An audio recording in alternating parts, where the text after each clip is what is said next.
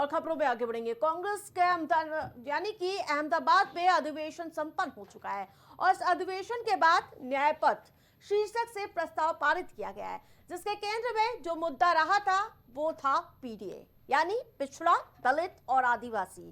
कांग्रेस का कहना है कि पिछड़ा वर्ग, दलित और आदिवासियों को निजी शिक्षा संस्थानों में भी आरक्षण मिलना चाहिए। समाजवादी पार्टी के बाद कांग्रेस का पीडीए राग आगामी चुनाव में कितना काम आएगा और देश को किस दिशा में ले जाएगा, वो देखने वाली बात होगी। ज्यादा अपडेट के साथ सहयोगी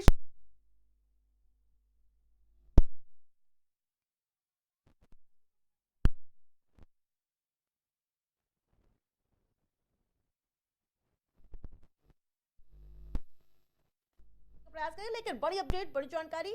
अहमदाबाद अधिवेशन पर सियासत लगातार गर्माती हुई नजर आ रही है। सियासत इसलिए गर्मा रही है क्योंकि इंडिया गठबंधन में ही अब कहीं ना कहीं खटपट नजर आ रही है, क्योंकि जिस प्रकार से समाजवादी पार्टी ने पीडीए का फॉर्मूला दिया था, वही पीडीए का राग कांग्रेस पार्टी भी अलापती नजर आ रही है। और एक बार फिर से सीधा रुख करूंगी हमारे सहयोगी शहबाज का। शहबाज, जिस प्रकार से ये पीडीए कितना मास्टरमाइंड होने वाला है आगामी दिनों में? अगर बात करी जाए तो विपक्ष जो है कहीं ना कहीं पिछड़ा वर्ग और ओबीसी के सहारे नजर आ रहा है। और जो अधिवेशन हुआ है कांग्रेस का 67 साल बाद गुजरात के साबरमती में, वो उस अधिवेशन में भी कहीं ना कहीं राहुल गांधी ने इसी मैसेज को देने की कोशिश करी है। और साथ ही साथ जो अभी तक तो सरकारी शिक्षण संस्थानों में जो रिजर्वेशन पॉलिसी है उसको प्राइवेट संस्थानों में भी लागू करने की या फिर उसको उठाने की मांग जो है वो राहुल गांधी ने की है। और इसका सीधा जो है चुनाव से जोड़कर इसको देखा जा रहा है, क्योंकि कहीं ना कहीं पीटीए का जो फायदा था वो पिछले लोकसभा चुनाव में समाजवादी पार्टी को मिला था और जो उसी की राह पर समूचा विपक्ष चलता हुआ नजर आ रहा है। जी बिल्कुल शहबाज, जिस प्रकार से यूपी में चुनाव है और कांग्रेस कहीं ना कहीं अपने दम पर चुनाव लड़ना चाहती है, क्या यही वजह है पीडीए का फॉर्मूला?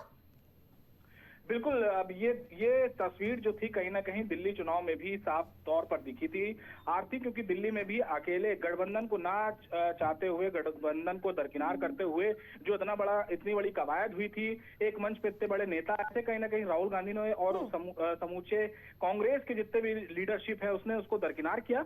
और अब खुद के बल पर यही बिहार में भी तस्वीर देखने को मिल रही है। बिहार में खुद राहुल गांधी जो है कन्हैया कुमार के साथ जो है यात्रा करते हुए नजर आ रहे हैं। और यही तस्वीर अगर बात करें जाए और राज्यों में जहां जहां चुनाव होने हैं, वहां कांग्रेस खुद को अकेले दम पर ही मजबूत करते हुए देखी जा रही है। अजय राय जो प्रदेश अध्यक्ष हैं यूपी में, उन्होंने साफ तौर पर कहा है कि कांग्रेस पूरी सीटों पर लड़ने के लिए पूरी तरीके से तैयार है।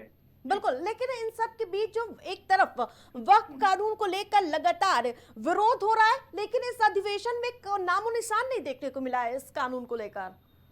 देखिए, ये सीडब्ल्यूसी की मीटिंग थी जो हर थोड़े थोड़े महीनों पर होती रहती है।